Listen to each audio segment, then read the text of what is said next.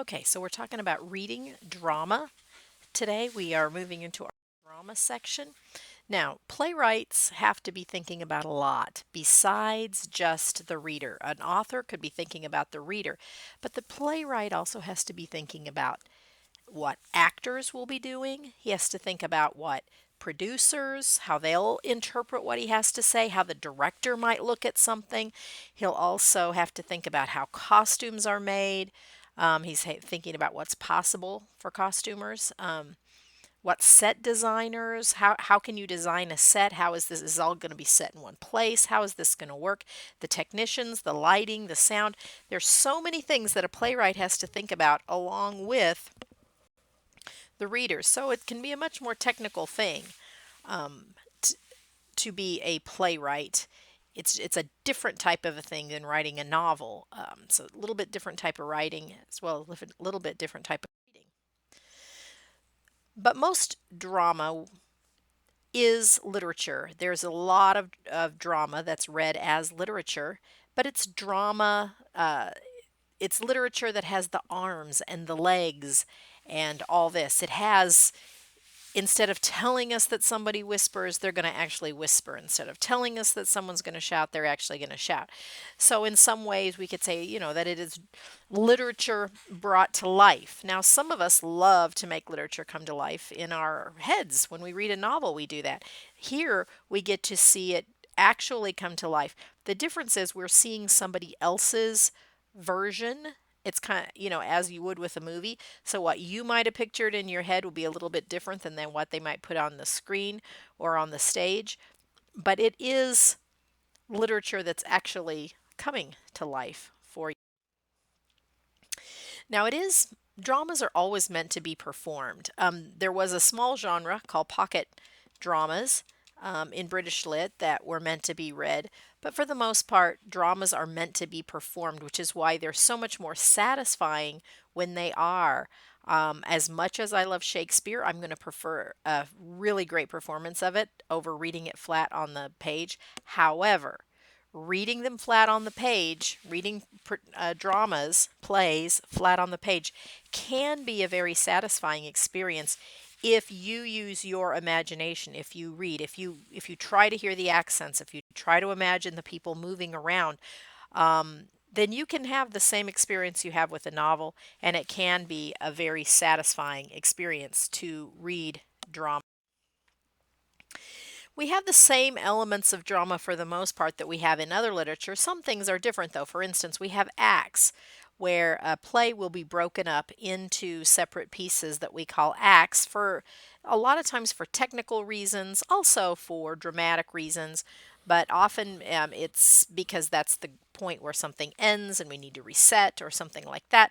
And then those are broken even smaller into scenes.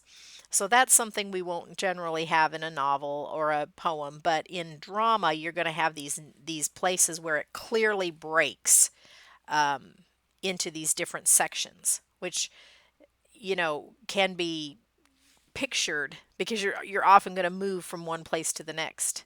You're not going to have a lot of questions about it, about when action is changing or when the scene is changing, like you might in a novel sometimes.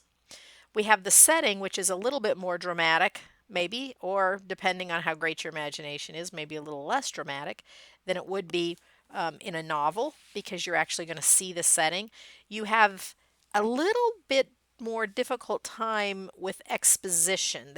Exposition, of course, is where they're telling you things, and that's easier to do in a novel.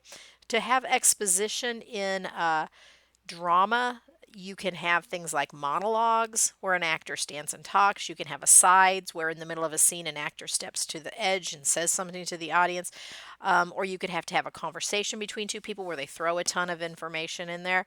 But having exposition in a drama is a little bit more difficult than having exposition in a novel. Of course, you have dialogue. It's basically all built on dialogue. Where in novels, you'll have short sections of dialogue. Most plays are almost exclusively dialogue. You'll have a conflict, just as you do in most novels and short stories. It's great literature doesn't really happen without a conflict of some type. You'll, of course, have your plot line going and usually some kind of a subplot. It's rarely one plot straight through. It just is with most novels. There's going to be a few things going on to the side beyond the main plot. You have a protagonist and an antagonist, just as you do in any other type of writing where you have a main character and then you have the person that main character is having a conflict with. The structure, again, can be a little different because of this idea of scenes and acts, acts and scenes, whichever way you want to think of it. Someone like Shakespeare used a very classic pattern where he would do a 5 act play, and the climax always came towards the end of the third act. So it's a similar rising action, falling action as you'd have in a novel or a short story, but it's sometimes much more clearly defined because of having acts and scenes. Now, drama today can be a little bit different in that a lot of the drama you probably watch is on TV or in movies, and live performances can have unexpected things happen compared to a stage performance, like where you have it on film, the movie where they have the chance to take after take after take. Um, so they can be a little bit different, but they do have very significant similarities. And those you will notice um, as you're reading that they can be, they're going to have some of the same characteristics. All right, so we're going to read several dramas as we go this time and enjoy.